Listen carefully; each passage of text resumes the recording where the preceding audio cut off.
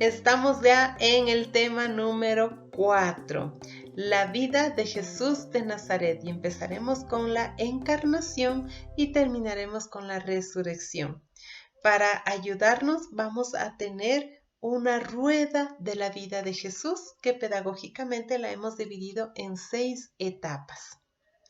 Así que te invito a que lo tomes de una manera pausada para ir descubriendo en cada etapa algo de este Jesús 100% humano, 100% divino. Y desde ahí trabajar nosotros también esas actitudes, esas realidades que nos acompañan y hacer ese clic con Jesús de Nazaret. Bien, la historia, la vida de Jesús de Nazaret empieza con una mujer, Mamita María. Ella, jovencita, tiernamente de unos 12 años, es visitada por Yahvé Dios, le comunica su proyecto, dialogan y María termina diciéndole, hágase en mí según tu palabra. Y se da la encarnación. Esta es la primera etapa, la infancia de Jesús de Nazaret. Y de esta etapa nos hemos basado desde los evangelios de Mateo y de Lucas. Para esta etapa hemos visto prudente tener un símbolo, y el símbolo que hemos elegido es el de la estrella, que tiene 5 puntas, y en cada punta hay personajes con quien se relaciona Jesús de Nazaret. La primera punta está el Padre y el Espíritu Santo. La segunda punta está la familia de Jesús, en especial mamá y papá. La tercera punta, los pastores. Ellos fueron, según el Evangelio de Lucas, los primeros en ser comunicados que el Mesías ya estaba encarnado en nuestra realidad humana. La cuarta punta, los magos. Y aquí tenemos el Evangelio de Mateo, aquel que nos dice que Jesús fue visitado por unos sabios de Oriente. Es decir, que detrás del Evangelio lo que nos están diciendo es que hay mucha gente que no es de la cultura judía que abraza la experiencia de Jesús de Nazaret. Y finalmente la punta negra, la de Herodes. ¿Por qué es negra? Porque Herodes quería conocer al niño, pero no para glorificarlo, sino para matarlo, porque sus intereses estaban de por medio. Esta es la infancia de Jesús representada en este símbolo de la estrella. La segunda etapa de la vida de Jesús es los comienzos apostólicos. Después de que Jesús es bautizado por Juan, cambia toda su vida. Se va al desierto, hace un discernimiento y a partir de ahí empieza a predicar. Jesús de Nazaret empieza a dar carne viva aquí y ahora al proyecto de Dios a través de milagros y parábolas. Y para esta etapa hemos visto prudente el símbolo de la paloma, ya que representa la presencia del Espíritu Santo en la vida de Jesús de Nazaret. Esta paloma tiene 5 partes. La ala derecha, en la cual están los milagros de Jesús. La ala izquierda, las parábolas tan sencillas de Jesús de Nazaret. Está la cabeza, en la cabeza está la oración. Cómo Jesús de Nazaret, a lo largo de toda su trayectoria, siempre estaba en comunicación, en contacto con Abba, con Dios, y a través de la oración. Tenemos la parte del cuerpo de la paloma. Ahí están las misiones que Jesús de Nazaret emprendió durante su vida. Y finalmente tenemos la cola. En la cola está la representación de las persecuciones que empieza ya a tener Jesús de Nazaret por su predicación. Todo esto nos va a acompañar para entender de mejor manera la etapa de los comienzos apostólicos de Jesús de Nazaret. Pasamos a la tercera etapa. Sí, yo también estoy con mi librito, igual que ustedes. Estoy entusiasmada, contenta. La tercera etapa la denominamos la encrucijada crítica de Jesús. Desde el Evangelio de Marcos, capítulo 8, versículo 27, vemos que Jesús hace un alto a su misión para hacer una evaluación. Y le pregunta a Pedro, Pedro, ¿qué dice la gente acerca de mí? ¿Quién dice que soy yo? Y luego va más allá y le dice, para ti, Pedro, ¿quién soy yo? Y Pedro, en representación de todos, le dice, tú eres el Cristo, tú eres el Mesías, el Hijo del Dios vivo. Jesús hace un stop, evalúa. ¿Cómo está la misión? ¿Cómo me ve la gente? ¿Qué he hecho con esta gente? ¿He logrado transmitir esa experiencia de Dios con mi testimonio y con mi palabra? Esta es una pregunta trascendental para Jesús y para nosotros también. Tiene 4 opciones Jesús. Aquí el símbolo es el camino con 4 lados. El primer lado es echarme para atrás y decir, no, esto no va conmigo. Hay mucha gente que me está persiguiendo. Es mejor echarme para atrás y decir que me equivoqué, lo siento y quedar todos como amigos. Es un camino. Segundo camino, ajustarme y acomodarme al sistema y decir, sí, hermanos fariseos, lo que pasa es que yo había leído mal e interpretado mal la ley. Tienen razón, primero es la ley y luego el ser humano. Es decir, que el ser humano tiene que estar al servicio de la ley y no al revés como yo lo había venido predicando. Lo siento, ¿me disculpan? Este es un segundo camino que Jesús obviamente no optó. El tercer camino es seguir lo mismo. Bueno, voy predicando, si tengo algún inconveniente por ahí, medio me zafo y continúo porque me gusta un poco la fama, el lugar preferencial que me dan, etc. Jesús tampoco optó por este camino. Optó por el camino 4. ¿Cuál es el camino 4?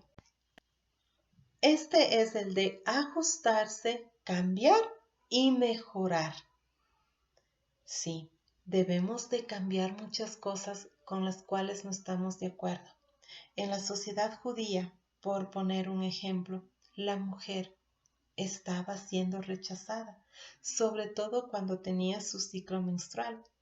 Y Jesús, a través de un relato muy simbólico, nos dice, no, la mujer es valorada no por su menstruación ni rechazada por eso. La mujer es valorada por ser hija de Dios y biológicamente tiene sus ciclos que hay que aprender a amarlos y respetarlos. A través de esta parábola nos enseña esto. ¿Recuerdas que Jesús iba a curar a la hija de Jairo, de apenas 12 años que estaba muriendo, y en el camino se encuentra con la hemorroísa? Y la hemorroísa, es decir, la mujer que tenía constantes flujos menstruales, tenía miedo de tocar a Jesús, porque en la sociedad judía se decía que todas las mujeres que están con el ciclo menstrual no pueden salir, no deben de tocar nada, ya que todo queda impuro. Así que esta mujer decía, ¿cómo hago para tocar a Jesús? Lo dejaría impuro. Sin embargo, se atreve, lo toca y Jesús se hace un alto en el camino e investiga, ¿quién me ha tocado? Y Pedro le dice, ay maestro, hay mucha gente, hay muchos que te pudieron haber tocado. Y él dice, no, alguien me tocó porque de mí salió una fuerza. Jesús de Nazaret sabía que era una mujer, que era la hemorroísa, y lo que quería era dignificar a la mujer delante de todo el mundo. Y ella, muy apenada, le dice, Jesús, fui yo. Y Jesús le dice, tranquila, no me ha pasado nada, no me he quedado impuro. No es razón para rechazarte, no es razón para decir que te quedes impura. Este es un relato que hay que tratarlo con pinzas, reflexionarlo, pero ahora les traigo a colación para entender que Jesús tomó el cuarto camino, se ajustó, cambió y mejoró el sistema, en este caso puntual, el sistema en el que se rechazaba a las mujeres por su periodo menstrual. La siguiente etapa de Jesús, avanzamos, estamos ya en la subida a Jerusalén. El símbolo que tenemos aquí para trabajar es el de la flecha. Es muy bonito, ya que la flecha tiene 3 partes. La primera parte representa al Padre, el cuerpo de la flecha representa al reino, al reinado de Dios, y la colita de la flecha a los pobres.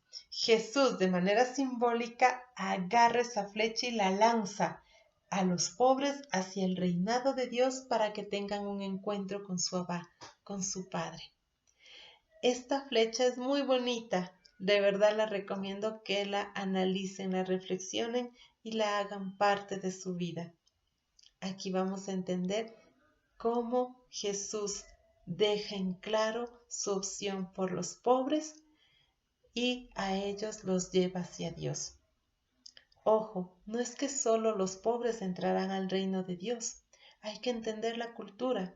En la cultura judía, a los pobres se los marginaba, ya que ellos tenían como idea que Yahvé Dios a los ricos los bendecía y a los pobres no, porque algún pecado cometieron ellos o sus padres. Así que aquí Jesús lo que nos dice es, no, los pobres también son hijos de Dios. Los pobres serán los llamados a estar en el reinado de Dios. No es que esté excluyendo a los ricos, para nada. Hay que entender la cultura, el momento de Jesús de Nazaret y cómo, al contrario de lo que podríamos pensar, aquí vemos a un Jesús revolucionario, donde dice que los pobres serán los primeros en llegar al reino de los cielos. ¿Sí? Avanzamos y estamos ya en la quinta etapa, la pasión y la muerte de Jesús de Nazaret. Símbolo de esta etapa tenemos la balanza. ¿Sí? Porque Jesús fue juzgado por las autoridades políticas como un subversivo. Es decir, Roma lo juzgó por subversivo. Y las autoridades religiosas por blasfemo. Ahí están los platos de la balanza. Y no hicieron justicia. Cometieron la injusticia más grande. Jesús de Nazaret, desde los comienzos apostólicos, incluso desde su infancia, por Herodes ya fue perseguido. Pero cuando empezó todo esto de la predicación, Jesús enseñó a ver al pueblo, enseñó a hablar al pueblo, enseñó a caminar al pueblo. Y ya este pueblo no estaba dormido ni esclavizado por tantas leyes rigurosas que le habían dado para que cumpla. Ya el pueblo se daba cuenta, ya tenía un espíritu crítico. ¿Y quién le enseñó todo esto? Jesús de Nazaret. Entonces, para las autoridades políticas y religiosas, Jesús ya fue un hombre muy peligroso y había que matarlo. Había que acabar con Jesús de Nazaret, porque este Jesús de Nazaret está haciendo que mis intereses políticos, religiosos, ideológicos, económicos vayan mermando, vayan bajando, y eso no lo puedo consentir. Así que tengo que buscarme aliados para terminar con este hombre que ha hecho mucho bien al pueblo, pero para nosotros eso no es conveniente. Así que Jesús de Nazaret se ve en medio de estas circunstancias, ora al Padre, tiene miedo por su vida, pero se la entrega al Padre. Y veremos cómo es juzgado de manera injusta. Pero las cosas no quedaron así. Yahvé Dios, su Abba, su papito, mi papito, tu papito, sacó la cara por Jesús de Nazaret. ¿Y cómo lo hizo? A través de la resurrección. Y para esto tenemos un símbolo, que es el mismo Jesús resucitado y tiene 5 llagas. Vamos a ir por la llaga número 1.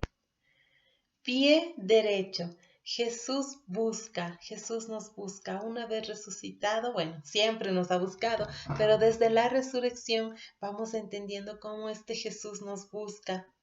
Llaga del pie derecho. Busca a Pedro.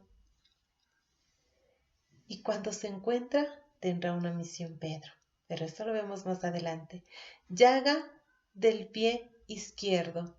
Jesús envía. Una vez que se encontró con Pedro, que Pedro cree en la resurrección, lo envía a una misión que es predicar, bautizar, como nos dice Mateo 28, el mandato misionero. Vayan y bauticen a todos en el nombre del Padre, del Hijo y del Espíritu Santo. Tenemos esa misión, hermanos y hermanas. Llaga de la mano derecha. Jesús confirma. ¿A quién confirma? A Pedro. Una vez que se encuentra, le confirma. Mano derecha, lo confirma y le dice, Pedro, aquí estoy. Y tú tienes una misión. ¿Ven qué bonito? La llaga de la mano izquierda. Jesús consuela. ¿A quién consoló? A María Magdalena. Cuando se encuentran, él ya resucitado, le dice, no llores, estoy vivo.